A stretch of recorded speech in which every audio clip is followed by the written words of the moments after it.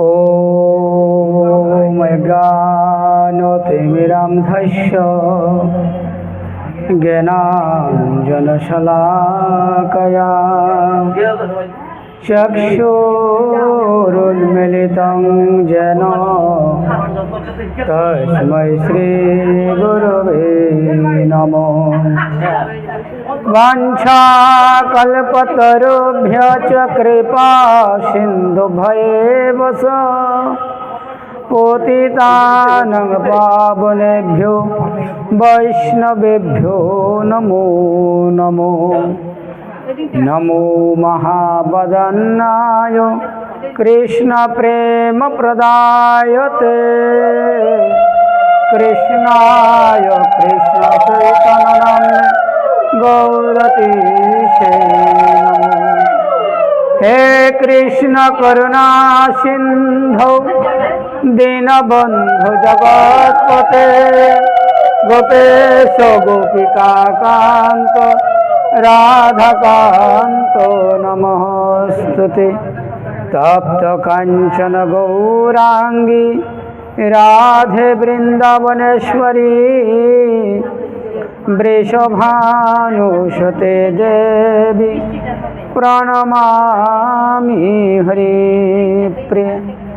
सप्ताहमिवाच्युतहस्तपङ्कजे भृङ्गयमानं फलमूलकन्दरकै संसेवमानं हरियात्मवृन्दकै गोवर्धनाद्रिं शिरसाय नमामि।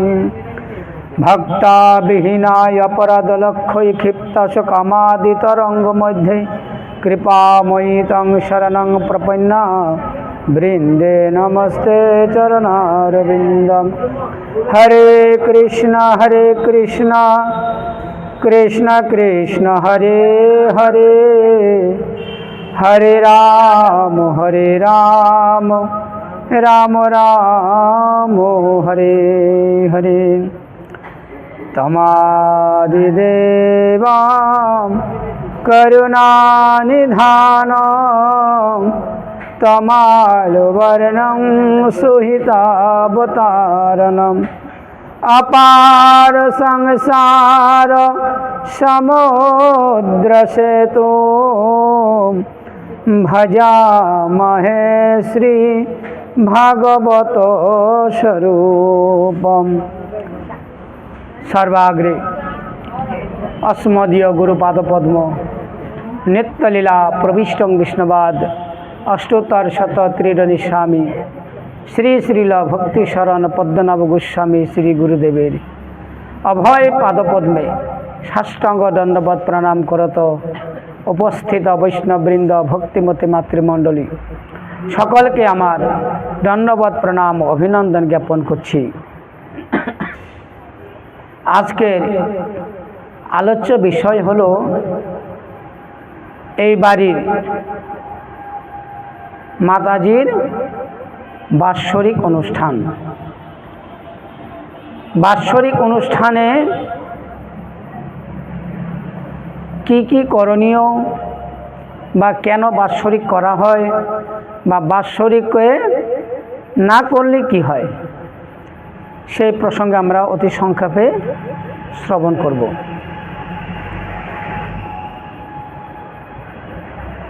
আমরা মনুষ্য জন্ম লাভ করেছি।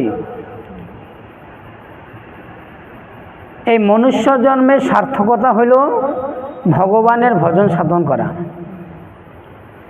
ভগবানের ভজন সাধন না করলে পরে তাহলে সে প্রেতজনি লাভ করে, আর ভগবানের ভজন সাধন করলে পরে তাহলে বৈকুণ্ঠতে যায়। তাহলে স্বর্গে কারা যায়? যারা কৃষ্ণ ভজন করে না আর দেবগণেরও পূজা ইত্যাদি করে না, শুধু জড়জাগতিক কিছু মাঙ্গলিক কর্ম করিয়া থাকে, তাহারাই স্বর্গ পর্যন্ত পৌঁছাতে পারে। এবং সাধুরা মৃত্যু হলে, সাধুদের মৃত্যু হলে পরে বলা হয় নিত্যলীলা, এবং সাধারণ গৃহস্থ মানুষ মৃত্যু হলে বলে স্বর্গীয়। কেন? তাদের স্থান স্বর্গ পর্যন্তই, স্বর্গের উপরে আর যেতে পারেন না। আর সাধুরা একদম আপার ক্লাস পর্যন্ত পৌঁছাতে পারে। এই বাৎসরিকের দিন যাহার মৃত্যু হয়েছে তাহার উদ্দেশ্যে পিণ্ডি অর্পণ করা হয়। জড়জাগতিক ব্রাহ্মণেরা সেই মৃত ব্যক্তির নামে পিণ্ডি দেয়, আর বৈষ্ণবগণ পিণ্ডি প্রদান করেন না, তাহারা ভগবানের নিবেদিত প্রসাদ অর্পণ করেন। সাধারণ ব্রাহ্মণ, আমার মা সারা জীবন নিরামিষ খেলো, ভগবানের ভজন সাধন করলো, আর আমি জাগতিক ব্রাহ্মণকে দিয়ে অনুষ্ঠান করালাম, শ্রাদ্ধ তর্পণ আদি করাইলাম। কিন্তু যেই ব্যক্তি অন্য লোকের হাতে খায় না, অদীক্ষিত লোকের হাতে খান না, সেই ব্যক্তি কিভাবে ওই আমিষভোজী ব্রাহ্মণের হাতে খেতে পারে? তাহলে সে ব্রাহ্মণ যদি পিণ্ডি দেয়, সে পিণ্ডি গ্রহণ করতে পারেন না ওই মৃত ব্যক্তি। এটি প্রথম কারণ। দ্বিতীয় কারণ, যে মৃত ব্যক্তি সারা জীবন ভজন সাধন করলো, সে আমাদের মতন অসুর বা দুষ্ট লোক হতে পারেন না, সে ভক্ত। আর সে ভক্ত লোক, তার স্থান কোথায় হবে? বৈকুণ্ঠেতে। কিন্তু জড়জাগতিক ব্রাহ্মণগণ তাহাকে মন্ত্র উচ্চারণ করে কোথায় পাঠায়? প্রেতযোনিতে পাঠায়। এইখানে বৈষ্ণবের আর ব্রাহ্মণের মধ্যে তফাৎ।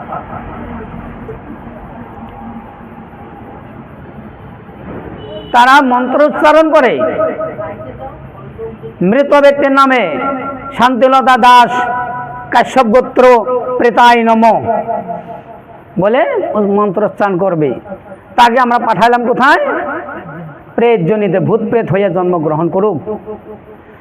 আর বৈষ্ণবকে দিয়ে যদি শ্রাদ্ধ করানো যায়, তাহলে তারা দেবকুলে পাঠানো হয় বা বৈকুণ্ঠেতে পাঠানো হয়। এই জন্য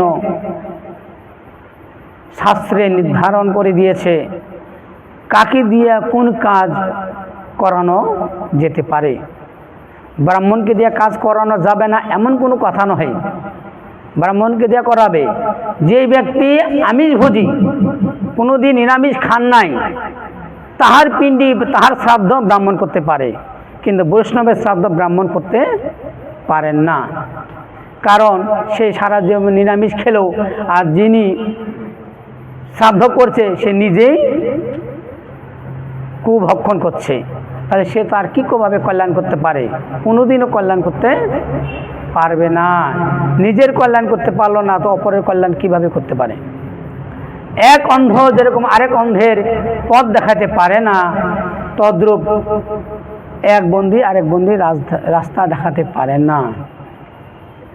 এই জন্য বৈষ্ণবকে দিয়া শুভ কর্ম করাতে হয়। বাড়ির কালী পূজা, দুর্গা পূজা, সন্তোষী পূজা, আরও 12 মাসে 13 পার্বণ, এগুলা ব্রাহ্মণকে দিয়া করানো যেতে পারে। কিন্তু শ্রাদ্ধ তর্পণ আদি বা বিবাহ মাঙ্গলিক কর্ম, এইসব শুদ্ধ বৈষ্ণবের দ্বারা করাইলে পরে দাম্পত্য জীবন মঙ্গলময় হয়। তার প্রমাণ দেখিয়ে দিয়েছেন দ্বারকাধীশ ভগবান শ্রীকৃষ্ণ দ্বারকা লীলাতে। ভগবান যখন রুক্মিণীকে বিবাহ করতে যান, তখন তাদের কুলপুরোহিত এসেছিলেন বিবাহ সম্পাদন করার জন্য, কিন্তু ভগবান নিষেধ করে দিয়েছিলেন যে কুলপুরোহিতকে দিয়া আমি করাবো না। সেখানে শুদ্ধ মুনিকে এনে, ঋষিকে এনে বিবাহ সম্পাদন করেছে। এই জন্য আমাদের কৃষ্ণের জীবনে কোনো সংসার অশান্তি রয়েছে? 16,108টা স্ত্রী, কোনোদিন ভগবানের সঙ্গে লড়াই ঝগড়া হয়েছে? কোনো গ্রন্থে পাবে ভগবান অমুকের সঙ্গে ঝগড়া করেছে বা তার স্ত্রী ভগবানের সঙ্গে ঝগড়া করেছে? করেন নাই। আর আজকালে বর্তমান যুগে তো কথায় কথায় লড়াই ঝগড়া। এই হলো কারণ। জাগতিক ব্রাহ্মণকে দিয়ে শ্রাদ্ধ করালে যে উদ্ধার হয় না, তারও জাজলমান প্রমাণ আপনারা পাবেন। বর্ধমান ডিস্ট্রিক্ট চিত্তরঞ্জন বলে একটি জায়গা রয়েছে, যেখানে আমাদের ভারতবর্ষের রেল ইঞ্জিন তৈরি হয়। সেই চিত্তরঞ্জন এমন একটি জায়গা, সেখানে 100 জনের মধ্যে 90 জনই ভক্ত মানুষ, তবু গৌরীয় ভক্ত। 99টা লোকই গৌরীয় ভক্ত। সেখানে আমরা প্রতি বছর যাই। সেই বাড়িতে একটি মেয়ে মাধ্যমিকে পরীক্ষা খারাপ করেছিল বলে রান্নাঘরে সুইসাইড করে। তার পিতা মাতা গিয়েছিল বাইরে কর্মে, এসে দেখে মেয়ে রান্নাঘরে ঝুলে রয়েছে। ওইখানকার ব্রাহ্মণকে দিয়ে 1 মাসে বা 14 দিনে 15 দিনে যত দিনই হোক সুসম্পন্ন কর্ম করিয়াছে, খুব জাঁকজমট করে অনুষ্ঠান করেছে। কিন্তু যাহার জন্য এত আয়োজন, তাহার নামে বা তাহার উদ্দেশ্যে কোনো কিছু করেনি। ব্রাহ্মণেরা নিজের মালপত্র গুছিয়ে বাড়ি চলে গেছে, আর ওই যে প্রেত হয়েছিল মেয়েটি ওই বাড়ির আশেপাশে ঘুরে বেড়াচ্ছে, উদ্ধার হয়নি। প্রত্যেক দিন ওনাদের ঘরের বিছানার উপরে পিতামাতা শুয়ে থাকে, পায়খানা, কিশোর হাড় ইত্যাদি ঢেল মেরে মেরে ফেলে বিছানার উপরে। 1 দিন 2 দিন দেখে কি ব্যাপার। তারপরে যেসব ব্রাহ্মণগণ তর্পণ করেছিল, জাঁকজমক যজ্ঞ করেছিল, তাদেরকেও পায়খানা, তারপরে মানে হাড্ডি উড্ডি ইত্যাদি ঢিলাঢিলি করছে। ব্রাহ্মণগণ চিন্তা করছে কি ব্যাপার, এতদিন ধরে আমি পূজা পার্বণ করছি, এরকম কোনো কিছু হয়নি, আজ কেন হচ্ছে? এক ব্রাহ্মণ আরেক ব্রাহ্মণকে বলছে, দেখো আমার কালকে রাতে এরকম হয়েছে। সে ব্রাহ্মণও বলছে আমারও একই অবস্থা। কেন হলো? এইভাবে অনেক দিন যাওয়ার পরে এক সঠিক পণ্ডিত একটি সৎ উপদেশ দিয়েছে যে দেখো, তোমার মেয়ের এই জাঁকজমট করে যে তুমি যজ্ঞ করেছো বা শ্রাদ্ধ করেছো, এটা সাকসেসফুল হয় নাই, সুসম্পন্ন হয় নাই, কিছু একটা বাকি রয়ে গেছে। তো এর একটা উপায় আছে, শুদ্ধ বৈষ্ণবের দ্বারাই এটা সুসম্পন্ন করো। তার 1 মাস পরে আমরা গিরিধারী সমেত, তখন আমাদের গুরুদেব জীবিত ছিলেন, 2009 সালের কথা, আমরা গেলাম ওখানে। যাওয়ার পরে সমস্ত ভক্তবৃন্দরা এই কথাটি আমাদেরকে জানালেন। আমাদের গুরুদেব তাকে উপদেশ দিলেন যে যেই ঘরে মেয়েটি মারা গিয়েছে সেই ঘরেই আমাদের গিরিধারীকে বসানো হবে, আর ওই ঘরে গিরিধারী ভোগ লাগানো হবে, আর ওই গিরিধারীর প্রসাদ দিয়ে ওই মেয়েটিকে প্রসাদ দেওয়া হবে।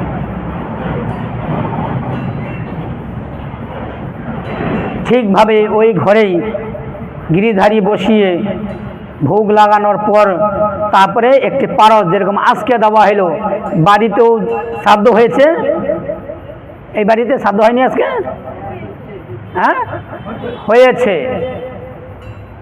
যে ব্রাহ্মণ এখানে শ্রাদ্ধ করেছে যে এখানে পিণ্ডি দিয়েছে, সে পিণ্ডি ওনার অবধি পোষায়নি।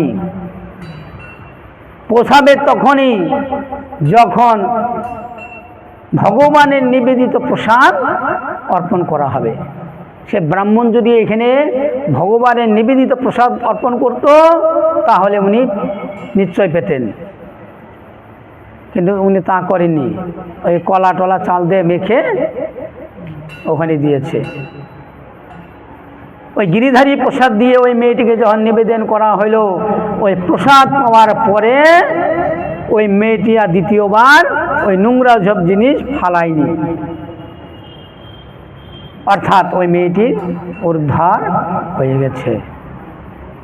এই জন্য বাৎসরিকের সময় বৈষ্ণবকে দিয়ে বা ভগবানের প্রসাদ দিয়ে সুসম্পন্ন করতে হয়। বলা হয় ভগবানের নিবেদন করার সময়। এখন কথা হইল,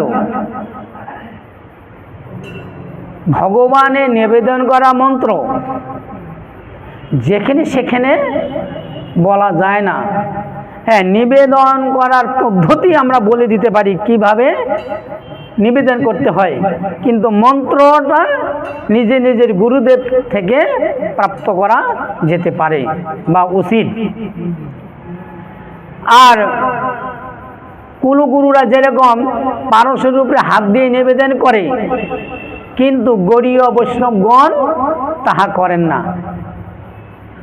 গৌড়ীয় বৈষ্ণবগণ কি করে, জল শঙ্খ থাকবে, জল শঙ্খের উপরে তুলসী পাতা থাকবে, জলের ভিতরেও অর্থাৎ শঙ্খের ভিতরেও তুলসী পাতা থাকবে।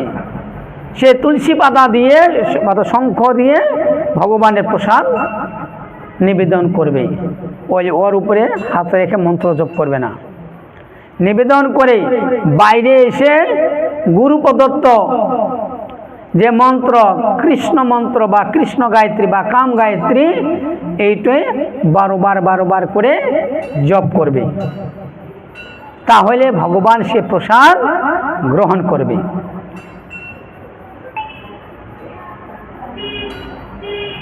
কারণ এইসব মন্ত্র হচ্ছে গোপনীয় জিনিস। যেখানে সেখানে ভগবানের কথা যাকে তাকে বলতে নাই। শাস্ত্রে বিধান দিয়েছে কাকে তুমি ভগবানের কথা শোনাবে, কাকে তুমি কৃষ্ণ কথা শোনাবে, কাকে তুমি ভাগবত কথা শোনাবে। আমি আমার মায়ের কথা একজনকে বললাম, সে আমার মায়ের কথার কোনো গুরুত্ব দিল না, তাহলে তাকে শুনে কোনো লাভ আছে? লাভ নেই। তদ্রূপ যাহার ভগবানের প্রতি কোনো আস্থা বিশ্বাস নেই, শ্রদ্ধা নেই, এই ধরনের ব্যক্তিকে ভগবানের কথা ভাগবত কথা শোনাতে নাই, তাহলে সেটা হস্তি স্নানের মতন হবে। হাতি স্নান করে, স্নান করার পর আবার মাটি নিয়ে আবার নিজের গায়ে ধোলা মাখে, ওইরকমই হবে, বিফল। এই জন্য যেখানে সেখানে যাকে তাকে কৃষ্ণ কথা শোনাবে না, হরি কথা বলবে না। আর যেখানে সেখানে হরি কথা শুনতে যাইতেও নাই। আমরা তো ভেড়ার দলের মতন, এক ভেড়া যেদিকে যায় প্রত্যেকটা ভেড়া সেই দিকে যায়। যারা ভেড়া পরিচালনা করে তাদের জিজ্ঞেস করবেন, সব ভেড়াকে টানতে হয় না। এক ভেড়াকে, প্রথম ভেড়াকে টান দিলে পরে অপর ভেড়াগুলো ওই দিকেই যাবে। সে গর্তেই যাও চাই নদীর মধ্যেই যাও, ও আর দেখবে না। তো আমরা হচ্ছে ওই ভেড়ার মতন, যেখানে আমাদের যাইতে নাই সেইখানে আমরা বেশি করে যাই। কেন? ওইখানে একটু অঙ্গ প্রত্যঙ্গ করে নাচুনি দেখায়। হ্যাঁ, আমাদের হিন্দু শাস্ত্রে বলেছে লীলা কীর্তনে যাইতে নাই, নাম যজ্ঞতে যেতে নাই, অষ্টপ্রহরে যেতে নাই। আর সেই অষ্টপ্রহরে আমরা বেশি করে যাই, কারণ ওখানে একটু আলিঙ্গন করবে, কারণ বাড়িতে তো কেউ আলিঙ্গন করে না, তাই ওখানে একটু আলিঙ্গন করব, একটু ডুপ্লিকেট কান্নাকাটি করব, লোককে দেখাবো আমি কত বড় ভক্ত। চোখের জল ভাসিয়ে গেল, বাড়িতে এসে বাস 2 ঠ্যাং 4 ঠ্যাং 5 ঠ্যাং পাইলো খাইলো, এই আমরা ভক্ত।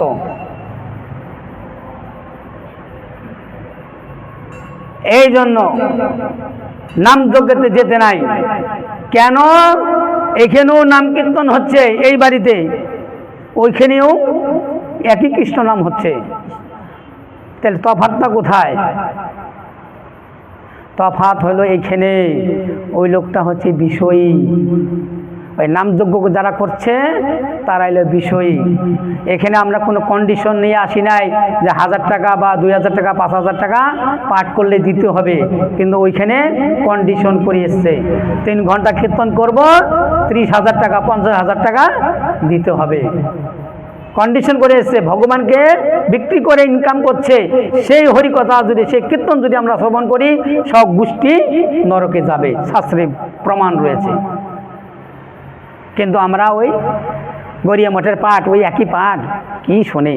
আর ওখানে তো লীলা কীর্তন হয় না, নাচানাচি হয় না, কান্নাকাটিও হয় না। আর ওখানে ওই শীতলা বাড়ি, মহাগাল বাড়ি, অমুক বাড়ি তমুক বাড়ি কত লীলা কীর্তন হচ্ছে, কান্নাকাটি হচ্ছে। ওখানে গিয়ে একটু আলিঙ্গন করি, গলাগলি করি, আর একটু ডুপ্লিকেট কান্না করি। যারা কীর্তন করে ওখানে তারা অরিজিনাল কান্না করে মনে করছেন? কদাপি নয়। তারা যদি অরিজিনালি কান্না করতো তাহলে ওই কীর্তন করতে করতে আইসা বাইরে আইসা হাত দুলতো না, হ্যাঁ, হাতও দুলতো না, আর মাঝে মধ্যে না চা খায়, চাও খাইতো না। কারণ যারা শুদ্ধ কৃষ্ণ নাম করবে তারা চাও খাবে না, কোনো বিড়ি সিগারেট নেশা গ্রহণ করিবে না, আর কি করবে না, আর অনেক কিছু করবে না। এই জন্য যেখানে সেখানে যার তার মুখে হরিকথা শ্রবণ করতে নাই। কারণ অবৈষ্ণব মুখোদ্গিরিণং হরিকথামৃতম, অবৈষ্ণবের মুখে সর্পচিষ্ঠ যথাপয়। অবৈষ্ণবের মুখে যদি আমরা হরিকথা শ্রবণ করি সেটা হয়ে যায় সর্পচিষ্ঠ যথাপয়। দুধের মধ্যে সাপ যদি মুখ দেয়, সেই দুধ যদি আমরা পান করি কি হবে? মৃত্যু হবে। কারণ ওই দুধের মধ্যে বিষ রয়েছে। তো ওই যারা কীর্তন করে বেড়াচ্ছে ওইখানে তাদের কীর্তনের মধ্যে বিষ রয়েছে। ওই বিষ যদি কর্ণে প্রবেশ করে তাহলে একদম ডাইরেক্ট ভেতরে প্রবেশ করবে, আর আমাদের মৃত্যু হবে। তো কোন মৃত্যু হবে? এই সংসারে অশান্তি হবে, কলহ হবে, ঝগড়া হবে, ব্যবসা বাণিজ্য লোকসান হবে, ইত্যাদি ইত্যাদি ক্ষতি হবে। এই জন্য হরিভক্তি বিলাস গ্রন্থে বা স্কন্দ পুরাণে স্পষ্ট করে লিখে দিয়েছে, তোমরা কেউ নাম যজ্ঞে যাবে না, লীলা কীর্তন করবে না। নাম কীর্তন করতে হয় বাড়িতে বসে দিন রাত 24 ঘন্টা করতে থাকো, কোনো অসুবিধা নেই। আর একটি কথা, এখানে আমরা ভাগবত কথা নিয়ে আলোচনা করছি। এত সময় যদি আমরা ঘরে বসে টিভি দেখতাম তাহলে একটু ভালো হতো। এই ভাগবত কথা শুনে আমাদের লাভ কি? এই হরিকথা শ্রবণ করে আমাদের লাভ কি? শাস্ত্রে বলেছেন এই যে ভাগবত সাদা কাগজের মধ্যে কালি কলম দিয়ে, মানে কালা কি কয় এটা, স্যাহি দিয়ে লেখা, রং দিয়ে, কালো রং দিয়ে লেখা। তো আমাদের স্কুলের বইও তো থাকে, তাহলে স্কুলের বই আর ভাগবতের মধ্যে পার্থক্য কোথায়? এই ভাগবত হচ্ছেন ভগবান শ্রীকৃষ্ণের একদম পুরাপুরি মূর্ত বিগ্রহ। ভগবানের 12টি শরীর, 12টি অঙ্গ। আমরা যেমন 12 অঙ্গে তিলক করি, আর এই ভাগবত 12টি স্কন্ধ। একটি অঙ্গ ভগবানের, এই ভাগবত হচ্ছে একটি একটি অঙ্গ। প্রথম স্কন্ধ, দ্বিতীয় স্কন্ধ, তৃতীয় স্কন্ধ, এগুলো ভগবানের একটি একটি অঙ্গ। ভাগবত সাধারণ পাঠ্যপুস্তক নহে, ভগবানের অভিন্ন প্রকাশ বিগ্রহ শ্রীমদ্ ভাগবত। বাগময়ী মূর্তি হচ্ছেন ভাগবত। আর এই ভাগবত শ্রবণ করলে কি হয় শ্রবণ করুন। একটি মায়ের একটি ছেলে ছিল, ছেলেটি ছিল মদারু। এর আগে বলেছিলাম একদিন মঠে, মদ খেতেন। আর এমন মদ খেত যে ও মদ খেত না, মদেই ওকে খেয়ে ফেলেছে। দিন রাত 24 ঘন্টা মদ খেয়ে বাড়িতে এসে অত্যাচার শুরু করে। তো একদিন ওই বাড়িতে ওই শহরে বা ওই গ্রামে বৃন্দাবন থেকে এক সাধু বাবা এসেছে।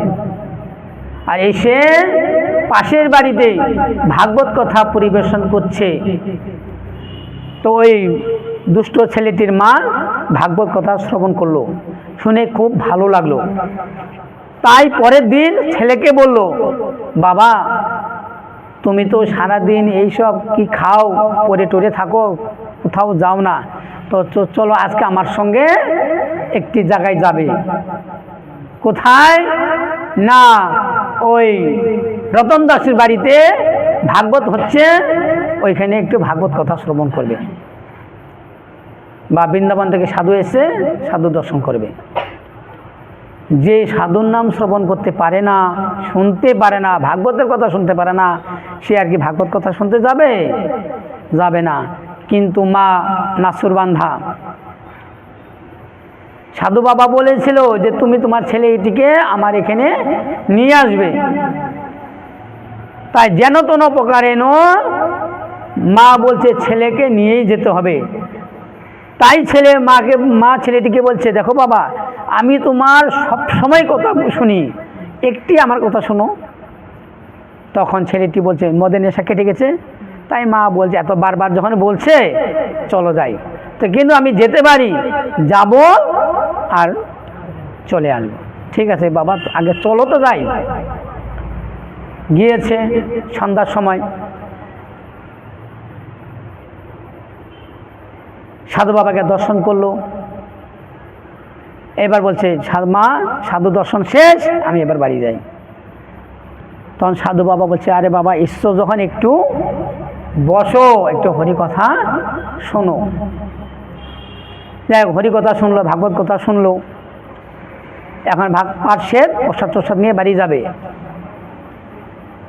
সাধু বাবা বলছেন, আর একটু বসো, তোমার সঙ্গে কিছু কথা রয়েছে। আচ্ছা কি কথা, তাড়াতাড়ি বলুন, অনেক রাত্রি হয়ে গেছে, আমার খাবার টাইম হয়ে গেছে। কারণ ওইটা না খেলে আবার রাত্রেবেলায় ঘুম আসবো না। হ্যাঁ, রাত্রেবেলায় 1 গ্লাস বা 1 বোতল চাই, তবে তো ঘুম আসবে, নালে ঘুম আসবে না। বলছে দেখো, তুমি যে সারা জীবন মদ খাচ্ছ, একদিন না একদিন তো আমাদের মৃত্যু হবে। কারণ মানুষ মরণশীল, জন্ম নিলে একদিন মৃত্যু হবেই। তো মৃত্যু হইলে তুমি যমের কাছে কি জবাব দিবে, কি করেছো, বা কিছু একটা তো উত্তর তোমাকে দিতে হবে।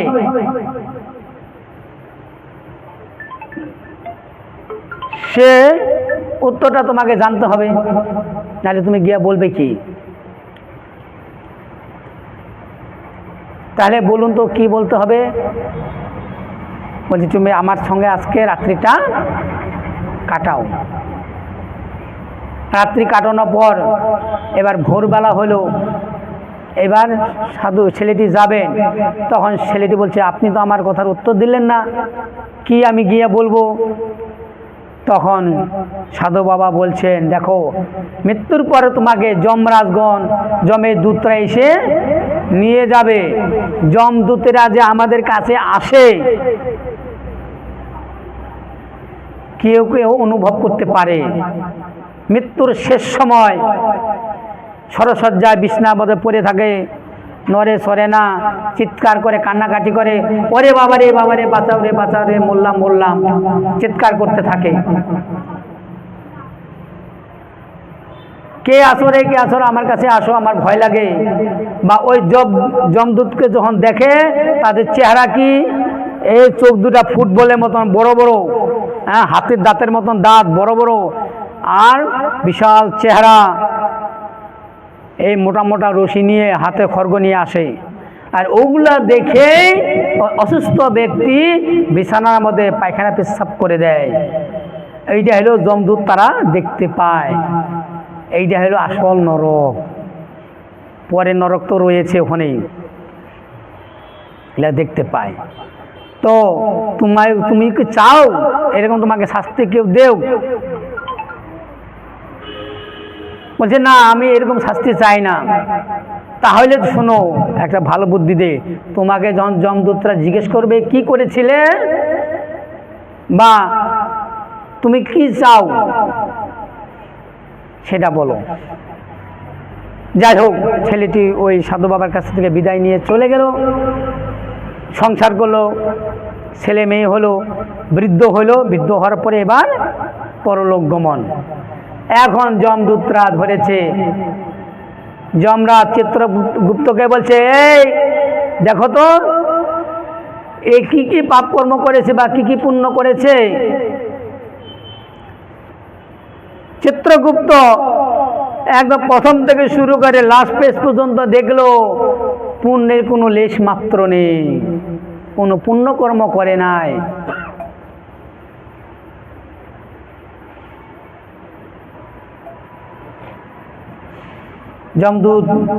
যমরাজ বলছে ভালো করে দেখো। তো দেখতে দেখতে কোনায় শেষ পৃষ্ঠায় ছোট্ট করে একটুখানি লেখা রয়েছে কি, সে যাবার আগে বৃন্দাবন থেকে এক সাধু এসেছিল, সাধুকে 10 মিনিট বা 15 মিনিট ভাগবত কথা শ্রবণ করেছিল, বাস এইটুকু তার পুণ্য। ভগবান এই যমদূত খুব প্রসন্ন হলেন, সে ভগবানের কথা শ্রবণ করেছে, তাহলে তাকে তো কিছু একটা ফল দিতেই হবে, বা কৃষ্ণ নাম করেছে। তখন ওই ছেলেটিকে বলো, তুমি কি বর চাও, বলো তোমার কি লাগবে। তখন ওই সের কথা মনে পড়েছিল, ওই সাধুর কথা, যে আমার একটি জিনিস চাই। কি জিনিস? আমি যে কৃষ্ণ কথা বা ভাগবত কথা শ্রবণ করেছিলাম বা কীর্তন করেছিলাম, সে ভাগবত কথা বা এক কৃষ্ণ নাম করলে কি ফল দাঁড়ায়, একবার কৃষ্ণ নাম উচ্চারণ করলে কি ফল দাঁড়ায়, সে ফলটুকু আমাকে দিন, আমার বেশি কিছু লাগবে নাই। আমরা তো দিনরাত ভগবানের কাছে দুহাত তুলে ধূপকাঠি ধরিয়ে সকালবেলায়, দুপুরবেলায়, সন্ধ্যার সময়, হ্যাঁ, হে ভগবান, হে গণেশ ঠাকুর, এই যে তোমাকে ধূপকাঠি দেখাচ্ছি, ভালো করে আজকের ক্যাশ বাক্স যেন বেশি করে ভরে। ভগবানকে দেওয়ার বেলায় নাই, ভগবান দিকে নেয়ার বেলায় আছে। তো ভগবান কি আমাদের চাকর যে ভগবান আমাদের দেবে, আর আমরা ভগবানকে দেব না? এরকমই এক ভক্ত বাড়িতে আজকে দেখলাম, তার গোপালকে সুন্দর করে সাজিয়ে রেখেছে, হ্যাঁ, আর গোপালকে খাবার সময় দিয়েছে 2টি নকুল দানা আর একটি অর্ধেক নকুল দানা, 2.5টি নকুল দানা দিয়েছে গোপালকে। চিন্তা করুন, ওটুকু গোপাল কত সুন্দর দুধ খাবে, মাখন খাবে, মিশ্রি খাবে, ওই নকুল দানা চিবাইতে পারে, গলার জয় আটকে যায়, গোপাল তো শেষ ওখানে। হ্যাঁ, তাও কি 2.5টা তো দিয়েছে তো ঠিকই, জল দিয়ে নিবেদন করেছে, আর জল দেওয়াতে কি হয়ে যায়, 2.5টার মধ্যে 1.5টা আবার গলে গেছে, তার মধ্যে আবার পিঁপড়া ভাগ নিচ্ছে। তাহলে গোপাল খাবে কোথায় বলুন তো? তাহলে আমরা যদি গোপালের জিনিস গোপালকে যদি না দেই, তাহলে গোপাল আমাদের দিবে? গোপালের ঠেকা পড়ে রয়েছে না। ভগবানকে দেওয়ার মতনও ভক্ত রয়েছে, আর ভগবানও দেওয়ার মতন তার ভক্তবৃন্দ রয়েছে। আমাদের মতন কুলাঙ্গারকে দেওয়ার জন্য ভগবান বসে রয় নাই। এই জন্য ভগবানের জিনিস ভগবানকে দিতে হয়, পরিপূর্ণভাবে দিতে হয়। এই জন্য তো শাস্ত্রে স্কন্দ পুরাণে বলেছে, গৃহস্থ মানুষ গোপাল সেবা করিবে না, গোপাল বা বিগ্রহ সেবা করিবে না, কারণ গৃহস্থ মানুষ বিগ্রহ সেবা করতে পারবে না। 2-4 দিন প্রথমে হয় আগ্রহ, ও আগ্রহ, গোপাল সবাই ওই অমুকে পূজা করছে, আমিও গোপাল পূজা করব।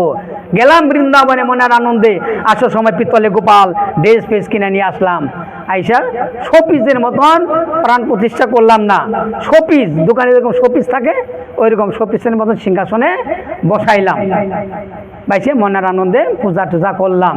ঠিক আছে, পূজা করা ভালো কথা, কিন্তু ওই যে আমি খাবো ছানা রসা, জিলাপি, চমচম মিষ্টি, আর গোপালকে দেওয়ার সময় এখানে তাও কতগুলো মিষ্টি দিয়েছে, আর ওখানে তো মাত্র 2টা নকল দানা, তাও আবার 2.5টা নকল দানা, 2টা গোটা, অর্ধেক আর অর্ধেক। চিন্তা করুন, তাহলে গোপাল ওগুলো খাবে? তাও পিঁপড়ে খেয়ে নিয়েছে অর্ধেকটা। এইভাবে গোপাল সেবা করতে নাই। গোপালকে সেবা করতে হলে নিজে যা খাবো সেইটাই গোবিন্দকে অর্পণ করে খেতে হয়। গীতাতে, শ্রীমদ্ ভাগবত গীতায় 4th অধ্যায়তে 14 নম্বর শ্লোকে বলেছে, ভগবানের জিনিস ভগবানকে দিয়া না খেলে পরে সে চোর। এই বাড়িতে ফুল গাছ রয়েছে, ওনার বাড়ির মালিককে না বলে যদি ফুলটা নিয়ে আমি পূজা করি, তাহলে কি করা হইলো? ফুলটা চুরি করে ভগবানের সেবা করা হইলো। ভগবানের সেবায় লাগবে না। চুরি করা ফুল ভগবানের সেবায় লাগে না। সরস্বতী পূজার সময়, লক্ষ্মী পূজার সময়, দুর্গা পূজার সময় ভোরবেলা 3টার সময় চলে যায় ফুল চুরি করতে। হ্যাঁ, 3টার সময় চলে যায় ফুল চুরি করতে সেবা করার জন্য। কেন? পয়সা নাই, কিনে আনতে পারো না? বা যদি অত থাকে বাড়ির থেকে চাইয়ে নিয়ে আসো। 2টা ফুল ভগবান তার বলে নাই যে এতগুলো ফুলতে আমাকে পূজা করো। হ্যাঁ, ভগবান তার বলে না যে এতগুলো ফুল আমাকে দিতে হবে। 2টা ফুল পাও, 2টা ফুল দিয়ে পূজা করো। ফুল না থাকে জল দিয়ে পূজা করো, তবু চুরি করা জিনিস দিয়ে ভগবানকে ভোগ লাগাবে না বা ভগবানকে অর্পণ করবে না। আর ভগবানের জিনিস এটা তো মানুষের ফুল গাছ, আর এই চাল ডাল তেল মশলা সব ভগবানের প্রদত্ত জিনিস, আর ভগবানকে না দিয়া আমরা খাবার খাচ্ছি, তাহলে আমরা কত চুরি করছি। তাহলে আমাদের শাস্তি কি হইতে পারে? হ্যাঁ, কোন কোন নরকে যা আমাদের দেবে একমাত্র ভগবানই জানে। তো ওই এক কৃষ্ণ নাম করলে কি ফল দাঁড়ায় সেটা জানতে চেয়েছে।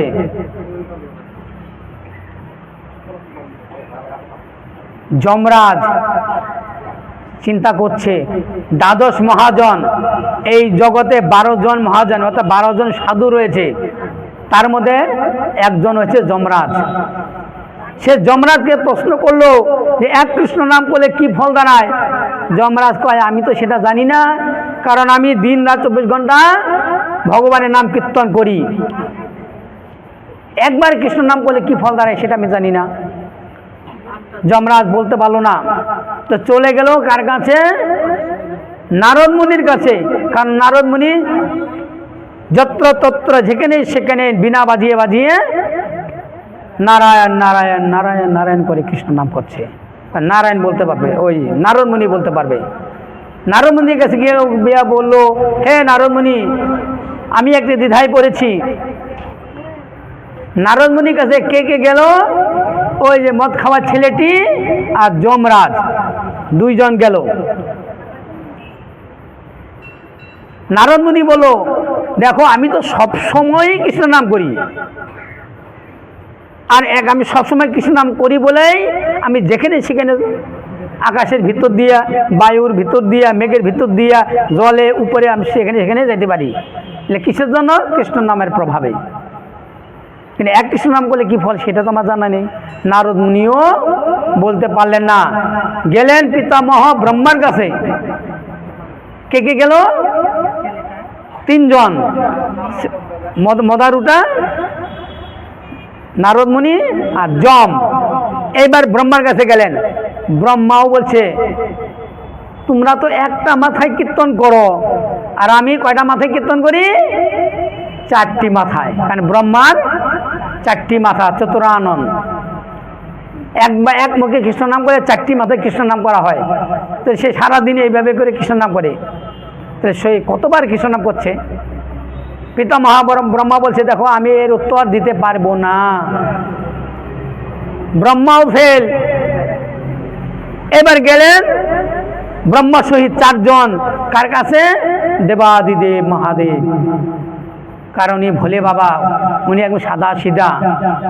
আশুতোষ শিবের আরেক নাম আশুতোষ। কেন?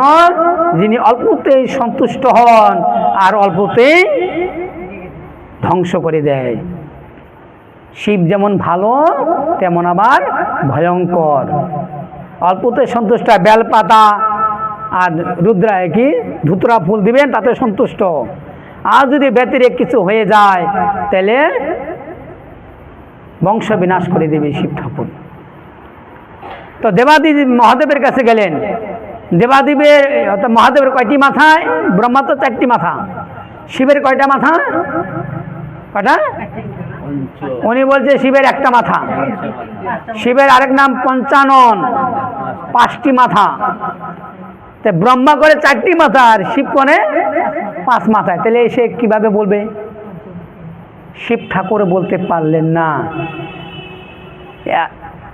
কোথায় ব্রহ্মলোক, কোথায় শিবলোক, কোথায় কৈলাস, কোথায় স্বর্গ, কোথায় মর্ত? তখন তো আর গাড়ি ঘোড়া ছিল না, পায়ে হেঁটে হেঁটে ঘুরে বেড়াচ্ছে। এইবার ওই ছেলেটি বলছে, এই শোনো, তোমরা আমার সঙ্গে ফাত্রামি পাইছো? হ্যাঁ, প্রথম এত দূর হেঁটে নিয়ে আসলে জমের কাছে, হাইটে আসলাম এত দূর থেকে মর্ত থেকে, আবার জমের কাছে থেকে গেলাম নারদের কাছে পায়ে হেঁটে হেঁটে, আবার নারদের থেকে পায়ে হেঁটে গেলাম ব্রহ্মার কাছে, ব্রহ্মার কাছে থেকে পায়ে হেঁটে গেলাম আবার শিবের কাছে। এখন আমার পা ব্যথা হয়ে গেছে, আমি আর হাঁটতে পারবো না। এখন কোথাও যদি যেতে হয় তাহলে আমাকে কি করতে হবে? তোমাদের ঘাড়ি নিয়ে অর্থাৎ পালকিতে বসিয়ে নিয়ে যেতে হবে, আমি আর হাঁটতে পারব না। এখন ওই ছেলেটি নাসুরবান্দা যাবে না। আর যমরাজের কথা হইল তপস্যা করেছে, তার বর তো দিতেই হবে আর ওকে নিয়েই যেতে হবে। কারণ ও কি চায়, ও যদি না যায় তাহলে তার হবে না, ওকে নিয়ে যেতে হবে। এখন মহা সমস্যা, ও এমনি যাবে না, ওকে ঘাড়ি করে পালকিতে করে নিয়ে যেতে হবে। পালকি জোগাড় করলো। এবার পালকিতে আগেকার দিনের বউ, এখন তো গাড়ি করে বিয়ে করতে যায়, বউ নিয়ে আসে। আর আগেকার দিনে পালকি করে বউ বাড়িতে নিয়ে আসতো। তো ওই বউকে আনার সময় তার 4 জন বাহক থাকতো। হ্যাঁ, এখন গাড়ি ড্রাইভার একজনই থাকে, আর তখন 4 জন ড্রাইভার থাকতো। সেই 4 জন ড্রাইভারে গাড়ি করে বউকে বাড়িতে নিয়ে আসতো। তো পালকিতে এখন 4 জন লোক লাগবে। এখন ওই 4 জন লোক পায় কোথায়? কারণ এখানে তো কাজের লোক পাওয়া যায়, স্বর্গে বা শিবলোকে তো আর কাজের লোক পাওয়া যাবে না। হ্যাঁ, কাজের মাসি পাবো না ওখানে। কাজের মাসি এই ফালাকাটাতে বা এই কলিযুগেই পাওয়া যাবে, ওই সব জায়গায় পাওয়া যাবে না। এখন বলছে ঠিক আছে, পালকি তো এনেছো, এবার এই যে পালকিতে বসলাম, চলো তাড়াতাড়ি। বলে কে নিবে? কেন তোমরা কি, তোমাদেরকে 4 জনকে কিসের জন্য নিয়ে এসেছিলাম? হ্যাঁ, যেমন তোমরা আমাকে ফল দিচ্ছ না, উত্তর দিতে পারলে না, তো তোমরাই এই 4 জন আমাকে বহন করে নিয়ে চলো। তো একদিকে নারদ মুনি, একদিকে যম, একদিকে ব্রহ্মা, আরেকদিকে শিব, 4 জনে ঘাড়ে চড়ে চলে গেল কোথায়? বৈকুণ্ঠেতে, যেখানে ভগবান ক্ষীর সমুদ্রে শয়ন করে আছে। আমরা গিয়েছিলাম বৃন্দাবনে, যেখানে ভগবান ক্ষীরসাগরে শয়ন করে থাকেন, সেই ক্ষীরসাগরে। হ্যাঁ, গিয়েছিলে না? কোথায়? বলরামের জন্মস্থান, যেখানে বলরামের বাড়ি, পিছনটায় পরিক্রমার পিছনে মন্দিরের পিছনে একটা বিশাল পুকুর আছে, ক্ষীরসাগর। ওইটা হয়েছে ক্ষীরসাগর। ওখানে ভগবান লক্ষ্মী দেবী নারায়ণের পদসেবা করছেন, কিন্তু আমাদের এই চোখে দেখতে পাই না। ক্ষীরসাগরে চলে গেলেন, গিয়ে ভগবানকে সবাই প্রণাম দণ্ডবোধ করলেন। কারণ ভগবানকে, গুরু বৈষ্ণবকে, পিতামাতাকে দর্শন করা মাত্রই নতমস্তক হইতে হয়। গুরুকে, বৈষ্ণবকে দেখা মাত্র যদি মাথা নিচু না হয়, সেই মাথা গিয়া পড়বে নরকের কুণ্ডে। এখন আমি যদি বলি আমি ধনী মানুষ, আমি অমুকের ছেলে, আমি মিনিস্টারের ছেলে, ওই একটা সাধুকে দিয়ে কে প্রণাম করে?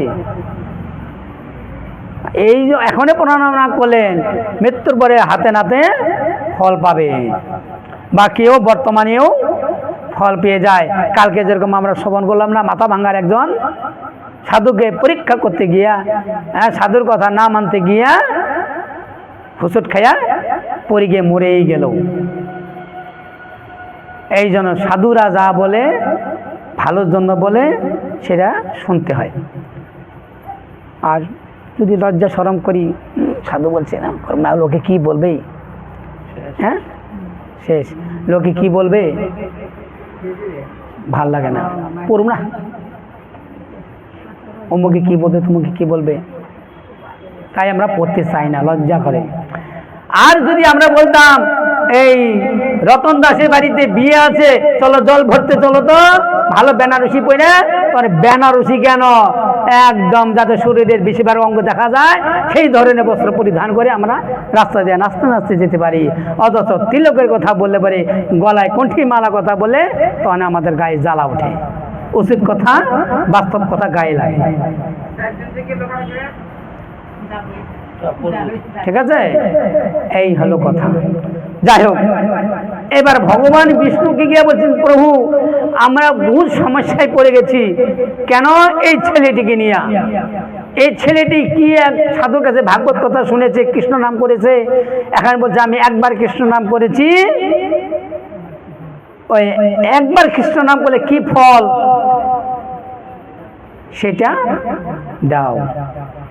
তখন ভগবান ওইখান থেকে শুয়ে শুয়ে হাসছে আর বলছে, দেখো দেখো তোমাদের মতন গাধা একটাও নাই, তোমাদের প্রশ্ন তোমরাই তো বহন করে নিয়ে আসছো, তোমরা যে উত্তর খুঁজতেছ সে উত্তর তো তোমরা নিজেরাই। হ্যাঁ, ব্রহ্মা যিনি সৃষ্টিকর্তা, ব্রহ্মা যিনি দেবতাগণের মধ্যে সর্বশ্রেষ্ঠ, বা বৈষ্ণবদের মধ্যে সর্বশ্রেষ্ঠ, দেবাদিদেব মহাদেব, যিনি দ্বাদশ মহাজনের মধ্যে একজন মহাজন যমরাজ, আর যিনি ত্রিকালদর্শী মহাপুরুষ নারদ মুনি, চারজনের ঘাড়ে সইরা যদি আমার কাছে আসতে পারে, তাহলে একবার কৃষ্ণ নামের ফল কি দাঁড়ায় দাও তো? একবার কৃষ্ণ নাম করলে চারজনের ঘাড়ে চড়ে আসে, আর যদি আমরা দিবারাত্রি যদি কৃষ্ণ নাম করি, তাহলে আমরা কতজনের ঘাড়ে চড়ে যাইতে পারি। এই জন্য কৃষ্ণ নাম করতে হয়, কৃষ্ণ নামের এতই মহিমা। এই জন্য লজ্জা শরম বাদ দিয়ে গুরুদেবের বা সদ্গুরু আশ্রয় গ্রহণ করে তিলক ইত্যাদি করবেন, গলায় তুলসী মালা পরবেন, তাহলে ভগবান প্রসন্ন হবেন। আর ভগবান যদি প্রসন্ন হয়, আপনাদের মঙ্গল হবে। হরে কৃষ্ণ। আজকের কথা এখানে বিশ্রাম। যদি মনে কারো দুঃখ লেগে থাকে, তার জন্য আমি হাত জোর করে তার কাছে ক্ষমা প্রার্থী। হরে কৃষ্ণ। এই জন্য আপনারা সকলেই উচ্চ স্বরে কৃষ্ণ নাম করবেন। এখন কৃষ্ণ নাম করার সময়ও বিপদ। হ্যাঁ, হরে কৃষ্ণ কৃষ্ণ কৃষ্ণ হরে হরে, হরে রাম রাম রাম হরে হরে। এই যে নাম নিব, আমার ভাসুরের নাম কৃষ্ণ, হ্যাঁ, আমার স্বামীর নাম কৃষ্ণ। এই যে প্রদীপ জ্বলছে, আমার স্বামীর নাম প্রদীপ। এখন বলি কেমন করে প্রদীপটা দাও, প্রদীপ দেওয়া যাবে না। তখন কবে বলবে, ওই যে একটা পিতলের বিষয়ের মধ্যে সলতা লাগে, আগুন ধরে দেয়, ওই জিনিসটা দাও। হ্যাঁ, এরকমই এক ভদ্র মহিলা ছিল, এক ঠাকুমা ছিল আর কি। ছোট্ট কাহিনী, একটা ছোট 2 মিনিটের কথা। ঠাকুমা অনেকদিন পর এক গুরুদেব এসে ওই ঠাকুমার পুত্রবধূকে, কারণ নতুন বিয়ে হইলে পরে সংস্কার হতে হয়, দীক্ষা না দিলে পরে জল খাওয়া যায় না নতুন বউর হাতে। তাই গুরুদেবের হাত থেকে একটু মন্ত্র নিয়েছে, আর একটি মালা দিয়েছে। মালাতে বলছে হরে কৃষ্ণ কৃষ্ণ কৃষ্ণ হরে হরে, হরে রাম রাম রাম হরে হরে। এই মালা জপ করবে। শেষ। দাঁড়ান, এখন বলছে উনি তো করেই যাচ্ছে গুরুদেবের প্রদত্ত নাম। এখন ওই পাশে যে ঠাকুমা ছিল, ঝর্ণা চ্যাটার্জি ছিল সামনে, ওই ঝর্ণা চ্যাটার্জি বলছে সর্বনাশ, তুমি যে কৃষ্ণ নাম করতেছো, হরে কৃষ্ণ করো, এখানে না তোমার ভাসুরের নাম বা তোমার শ্বশুরের নাম কৃষ্ণ বা কি রাধা বা রাম, এগুলা বলা যায় না, পাপ। তাহলে কি করণীয়? তাই বলছে, দেখো শোনো, গুরুদেব তো আর জানে না তোমার স্বামীর নাম কৃষ্ণ বা রাম। ওই জায়গায় তুমি কি বলবে? যেখানে কৃষ্ণ নাম সেখানে বলবে হরে তানি হরে তানি তানি তানি হরে হরে, হরে রাম রাম রাম হরে হরে। এই মন্ত্র শিখাইলো ওই ভণ্ডার চ্যাটার্জি। হ্যাঁ, 1 বছর পরে গুরুদেব আসলেন, এসে বৌমাকে বলছে, বৌমা তোমাকে যে মন্ত্র দিয়েছিলাম, মালা করতে দিয়েছি, কত দূর এগোলে একটু শোনাও দেখি। গুরুদেবের সামনে ওই মন্ত্র বলছে হরে তানি তানি তানি হরে হরে, হরে রাম রাম হরে। গুরুদেব বলছে, সর্বনাশ, এই মন্ত্র আমি তোমাকে শিখেছিলাম।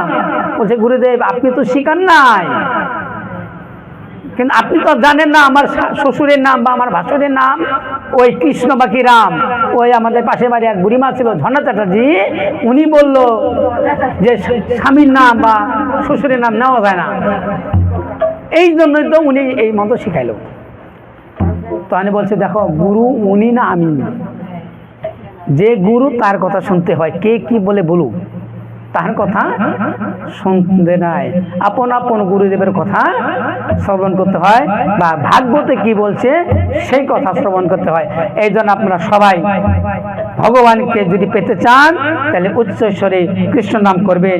এখানে যদি স্বামীর নামও হয় বা শ্বশুরের নামও যদি হয়, ভাসুরের নামও যদি হয়, ক্ষতি না হইবে তাই একটি পদকর্তা কীর্তনে বলেছেন, তাহলে ক্ষতি হবে না, বরং আরো স্বামীর আয়ু বৃদ্ধি হবে। হ্যাঁ, ক্ষতি হবে না, লাভই হবে। তাই উচ্চস্বরে হাততালি দিয়ে কৃষ্ণ নাম করবেন। হরে কৃষ্ণ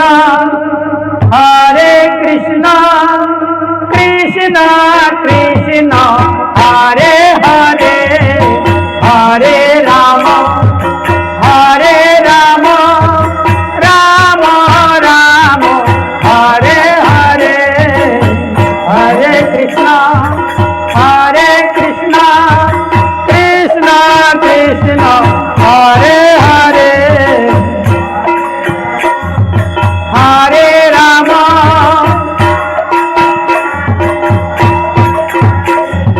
হরে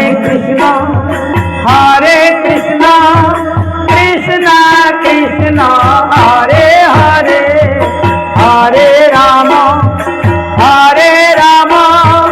রাম রাম হরে হরে, কৃষ্ণ হরে কৃষ্ণ কৃষ্ণ কৃষ্ণ হরে হরে, হরে রাম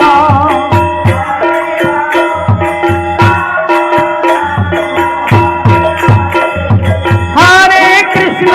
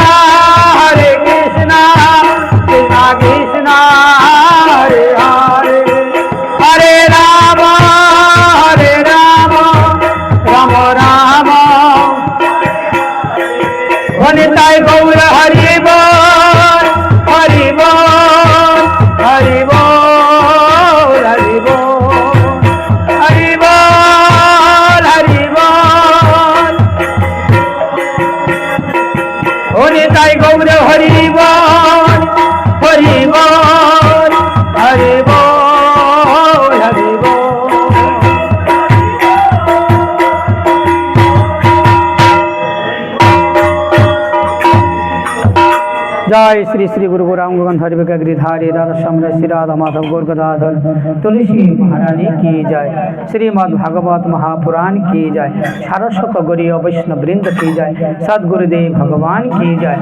जय शांति लता दास महाशय की जय। तदीय सगोष्ठी परिवार की जय।